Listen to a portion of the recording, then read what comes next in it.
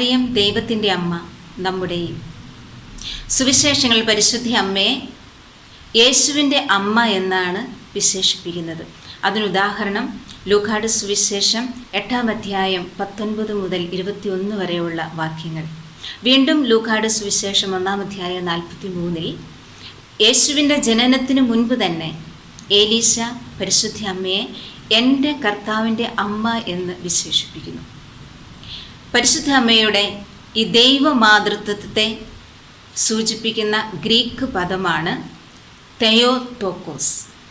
തെയോ ദൈവ, തോക്കോസ് വാഹക, ദൈവവാഹക. ഇത് തന്നെയാണ് മദർ ദൈ, മദർ ഓഫ് ഗോഡ്, ദൈവത്തിൻ്റെ അമ്മ എന്നീ വിശേഷണങ്ങളിലൂടെയും ഉദ്ദേശിക്കുന്നത്. ജനിച്ചതിന് ശേഷം ദൈവമായി തീർന്ന ഒരു വ്യക്തിയുടെ അമ്മയല്ല പരിശുദ്ധ മറിയം. ഉപരി അനാദിയിലെ ദൈവമായിരുന്നവന് മനുഷ്യനായി പിറക്കാൻ തൻ്റെ ഉദരത്തിൽ ഇടം നൽകി അമ്മയായവളാണ് പരിശുദ്ധ അമ്മ.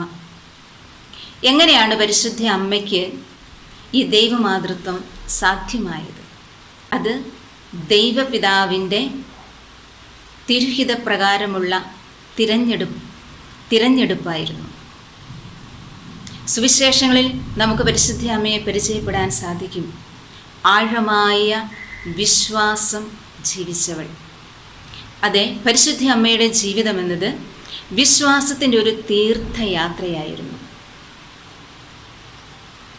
ഇതാ കർത്താവിൻ്റെ ദാസി എന്ന് പറഞ്ഞുകൊണ്ട് പിതാവിൻ്റെ കരങ്ങളിൽ തൻ്റെ ജീവൻ പരിപൂർണമായി സമർപ്പിച്ച ആ നിമിഷം മുതൽ തൻ്റെ പുത്രനോട് ചേർന്ന് കാൽവരിയും കടന്ന് അവൻ്റെ ഉത്ഥാനത്തിന് ശേഷം സഭയുടെ ആദ്യ ദിനങ്ങളിൽ ശിഷ്യന്മാരോടൊപ്പം പ്രാർത്ഥനയിലായിരിക്കുന്ന പരിശുദ്ധ അമ്മയെ നമുക്കറിയാം.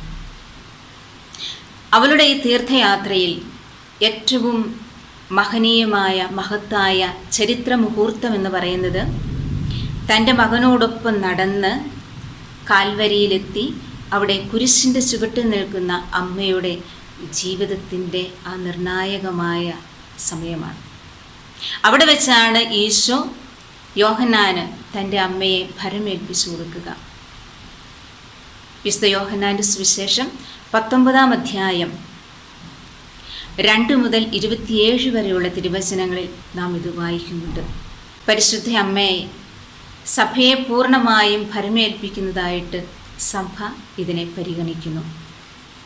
അതെ, അങ്ങനെ പരിശുദ്ധ അമ്മ നമ്മുടെയും അമ്മയായി. ദൈവത്തിന് മുമ്പിൽ ഏറ്റവും ശക്തിയായ മധ്യസ്ഥയാണ് പരിശുദ്ധ അമ്മ.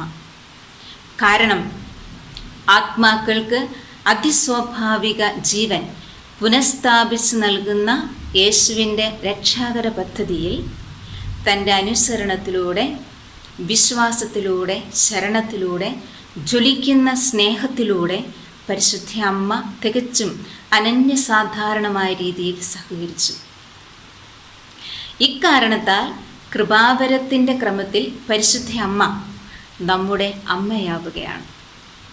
അഭിഭാഷക, സഹായക, ഉപകാരിണി, മധ്യസ്ഥ എന്നിങ്ങനെയൊക്കെ പരിശുദ്ധ അമ്മയെ നമ്മൾ വിശേഷിപ്പിക്കാറുണ്ട്. മനുഷ്യരുടെ മേൽ പരിശുദ്ധ അമ്മയ്ക്കുള്ള രക്ഷാകര സ്വാധീനം ക്രിസ്തുവിൻ്റെ ദൈവികതയ്ക്ക് മുകളിൽ നിൽക്കുന്ന ഒന്നല്ല, മറിച്ച് ക്രിസ്തുവിൻ്റെ യോഗ്യതകളുടെ മഹാസമ്പന്നതയിൽ നിന്ന് പ്രവഹിക്കുന്നതാണ് പരിശുദ്ധ അമ്മയ്ക്ക് ലഭിച്ച ഈ കൃപ. കത്തോലിക്ക സഭയുടെ മതബോധന ഗ്രന്ഥം നമ്മെ ഇപ്രകാരം പഠിപ്പിക്കുന്നുണ്ട്. യേശുവിൻ്റെ ഉത്ഥാനശേഷം പന്തക്കുസ്തായുടെ പ്രഭാതത്തിൽ, സഭയുടെ ആവിർഭാവത്തിൽ, പരിശുദ്ധാത്മാവ് ഉദ്ഘാടനം ചെയ്യാനിരുന്ന അവസാന കാലത്തിൻ്റെ പുലരിയിൽ ഒരേ ഹൃദയത്തോടുകൂടി പ്രാർത്ഥിച്ചുകൊണ്ടിരുന്ന അപ്പസ്തോലന്മാരുടെ കൂട്ടത്തിൽ പരിശുദ്ധ അമ്മയും ഉണ്ടായിരുന്നു. കാരണം അവൾ സഭയുടെ അമ്മയാണ്, നമ്മുടെ അമ്മയാണ്. അതുകൊണ്ട് തന്നെ പരിശുദ്ധ അമ്മയെ പ്രത്യേകമായി വണങ്ങുന്ന ഈ ദിനങ്ങളിൽ പരിശുദ്ധ അമ്മയുടെ മാധ്യസ്ഥം നമുക്ക് ഹൃദയപൂർവ്വം ആഗ്രഹിക്കാം, അപേക്ഷിക്കാം.